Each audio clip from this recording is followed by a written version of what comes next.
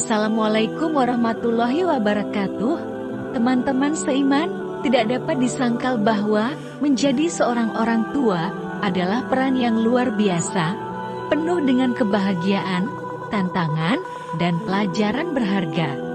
Anak-anak kita, atau yang sering kita sebut sebagai buah hati, tidak hanya membawa kebahagiaan dalam hidup kita, tetapi mereka juga menjadi ujian sejati tentang ketangguhan, kesabaran, dan dedikasi kita sebagai orang tua.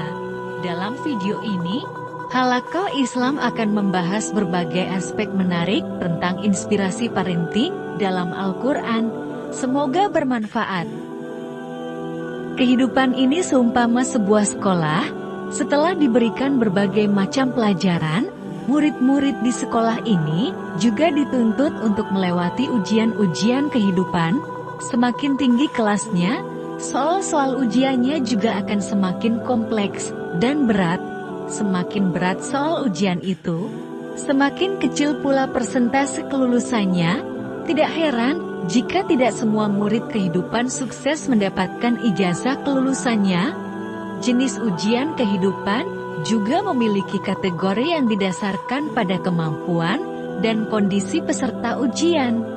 Ada ujian yang hanya ditujukan bagi mereka yang memiliki kecukupan materi, ada pula ujian buat mereka yang pas-pasan, ada ujian bagi mereka yang sudah berkeluarga, ada pula ujian khusus bagi mereka yang masih single. Salah satu ujian bagi mereka yang sudah berkeluarga adalah anak. Dalam Al-Quran, kita dapat menemukan banyak inspirasi parenting dari ayat Al-Quran yang menyebutkan tentang hal ini, di antaranya pada surah Al-Anfal ayat 28. Dan ketahuilah bahwa hartamu dan anak-anakmu itu hanyalah sebuah ujian, dan sesungguhnya di sisi Allah lah pahala yang besar. Berkaitan dengan ujian, Allah selalu menyandingkan kata anak dengan harta yang menunjukkan bahwa keduanya memiliki keterkaitan erat dalam hidup manusia. Kata hartamu didahulukan penyebutannya daripada kata anak-anakmu, karena semua manusia pasti punya harta sekurang-kurangnya pakaian yang melekat di badan. Tetapi tidak semua orang memiliki anak, meskipun ia mempunyai harta.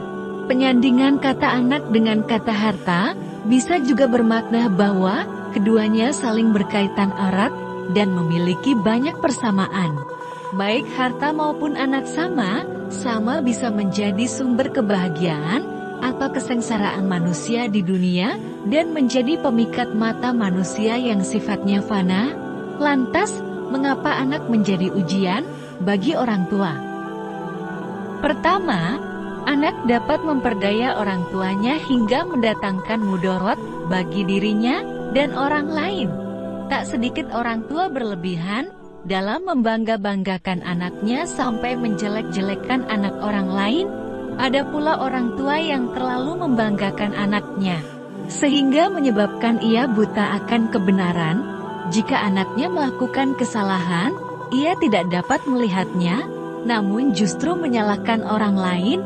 Mereka tidak dapat mengontrol rasa cinta berlebihan itu, sehingga membuat mereka lupa diri, lupa kepada Allah, dan bahkan menunjukkan sikap angkuh kepada sesamanya. Allah telah menggambarkan sikap angkuh dan pangkat para orang tua dalam beberapa ayat Al-Quran berikut. Dan mereka berkata, kami lebih banyak mempunyai harta dan anak-anak, dan kami sekali-kali tidak akan diazab. Surat Saba ayat 35. Pada ayat berikut Allah mengingatkan para orang tua bahwa harta dan anak dapat menyebabkan kita sengsara di dunia dan mati dalam keadaan durhaka kepada Allah. Maka janganlah harta benda dan anak-anak mereka menarik hatimu. Sesungguhnya Allah menghendaki dengan memberi harta benda dan anak-anak itu untuk menyiksa mereka dalam kehidupan di dunia, dan kelak akan melayang nyawa mereka, sedang mereka dalam keadaan kafir. Surat At-Taubah, ayat 55. Kedua, Keberadaan anak dapat membuat kualitas ibadah orang tuanya menurun. Mengurus anak membuatnya sibuk dan disibukkan, sehingga lupa akan kewajibannya sebagai hamba Allah. Allah berfirman dalam surah Al-Munafikun ayat 9, "Hai orang-orang beriman, janganlah hartamu dan anak-anakmu melalaikan kamu dari mengingat Allah. Barang siapa yang berbuat demikian, maka mereka itulah orang-orang yang merugi." Dalam kehidupan sehari-hari, orang tua terutama ibu rumah tangga, menghabiskan banyak waktu dan energi demi untuk mengurus kebutuhan anak. Mulai dari anak bangun tidur hingga tidur kembali, ibu menyiapkan segala sesuatunya, sehingga terkadang tidak memperhatikan waktu-waktu sholat. Ketika waktu salat zuhur tiba misalnya, ibu malah ketiduran karena lelah dan baru bangun menjelang asar. Ada pula orang tua yang sholatnya sampai terburu-buru karena mengingat bayinya, dan masih banyak contoh realitas lainnya. Terkadang kebutuhan sekolah anak menyebabkan orang tua lupa atau jarang bersedekah. Ironisnya, tak sedikit dari orang tua langsung mengiyakan jika ditawari asuransi dengan iming-iming bahwa masa depan anaknya terjamin, tetapi justru mengaku tidak punya uang saat ditawari menjadi donatur masjid. Secara tidak langsung orang tua menjadi sangat pelit berbagi karena anaknya. Anak juga dapat membuat orang tua serta-merta berubah mendadak, tidak tahu bagaimana akibat dan hukum dari perbuatan yang ia kerjakan. Misalnya, seorang ayah membantu anaknya berbohong di hadapan gurunya untuk menutupi kemalasan anaknya. Sebenarnya ia tahu hukumnya dan paham bahwa ia berdosa karena berdusta. Akan tetapi dorongan untuk melindungi anaknya, perasaan yang membuatnya ingin anaknya dianggap sempurna, menyebabkan ia mengabaikan pengetahuannya. Disebabkan adanya anak, orang tua bermandi keringat mencari uang demi memenuhi keinginan-keinginan anaknya, tak peduli halal, tahu tidaknya harta, tak peduli bahkan jika harus berutang. Ketika Rasulullah sedang bermain bersama cucu-cucunya, beliau bersabda, "Sesungguhnya kalian membuat orang tua menjadi pelit." Di riwayat lain beliau juga bersabda, "Sesungguhnya anak itu membuat kita pelit, memperbodoh, dan membuat kita sedih." Ketiga, anak menyebabkan orang tua merasakan letih dan khawatir sepanjang hidupnya. Seorang ibu rela menderita rasa sakit dan letih luar biasa demi melahirkan anaknya. Seorang ayah membanting tulang dan memeras keringat demi mencari uang sekolah untuk anak. Hampir semua orang tua senantiasa merasa khawatir akan nasib anak-anaknya. Kadang, kala orang tua akhirnya menghabiskan sebagian hidupnya dalam kondisi sakit-sakitan dan menderita karena anaknya. Al-Quran mengisahkan bagaimana Nabi Yakub menjadi buta dan merana karena kesedihannya yang mendalam terhadap Yusuf, dan Yakub berpaling dari mereka seraya berkata, "Aduhai duka citaku terhadap Yusuf."